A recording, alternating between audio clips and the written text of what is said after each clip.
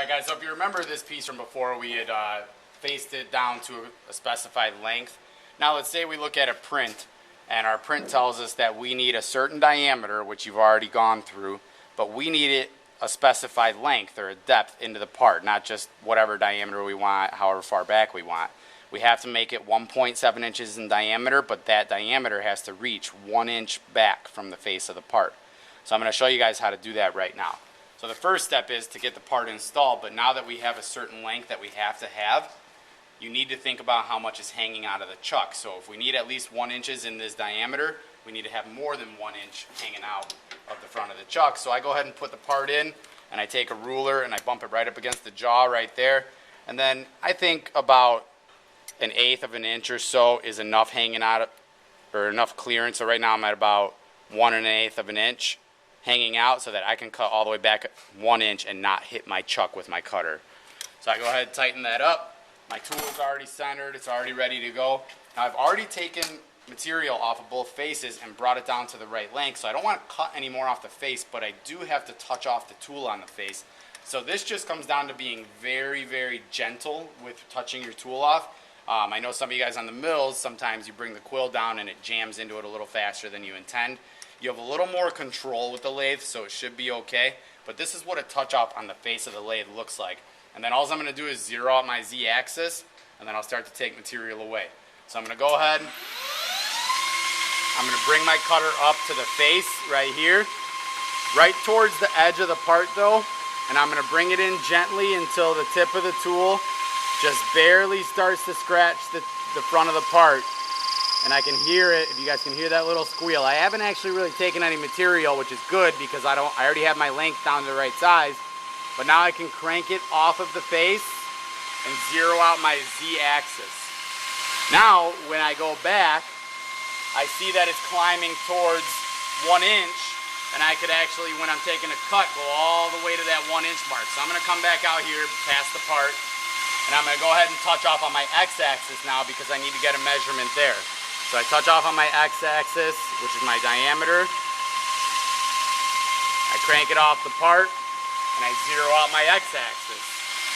Now I'm just going to go ahead and take a 10/1000th cut, cover up that last digit, a 10/1000th cut so I can have a good measurement surface.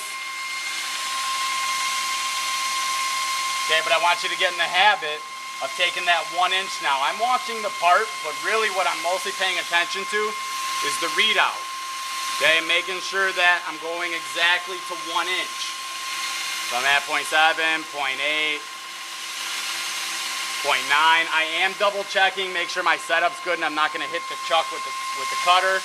But then I keep going until I hit my 1 inch. Right there. Remember, only pay attention to those first 3. And then I come back out.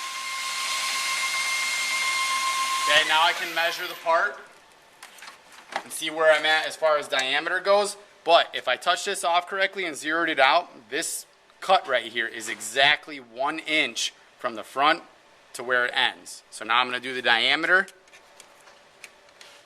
Okay, at the biggest part of it, and I see that I'm at 1 inch, 740 thousandths, and I need to be at 1.700 according to this print. So I'm going to go ahead and take off 40 more thousandths. And if you remember, the way I told you guys to do this is if I just hit X and I program in the current diameter, 1.740, and then P for program. Now I can just go down until it says 1.700. So that's going to be 2 passes for me. I'm going to leave about 5 thousandths for a finish pass. I'm going to go ahead and go in about 1.705.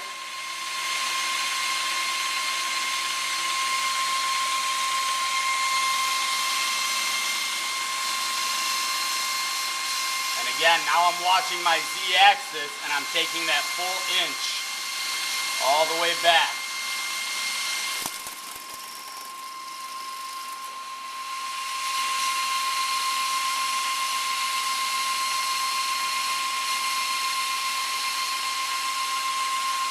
Okay, 1 inch, I come back out, and I'm just going to go for it. I'm going to go ahead and go to 1.700. I'm going to trust the machine. If you want to stop and measure, you can.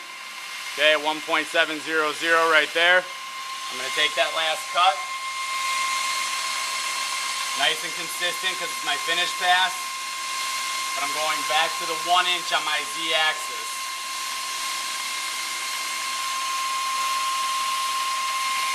$9, $9.50, $9.60, $70, $80, $90. There's 1 inch. I come back out, shut the machine off. And what I should have now is 1.700 in diameter. Okay, which if you guys can see down in here, I'm right at the 0, so it's 1.700. And if I were to measure this, okay, it would be exactly 1 inch from the face of the part to where this cut ends, because I had it programmed in the Z-axis, and that's how you would get that done.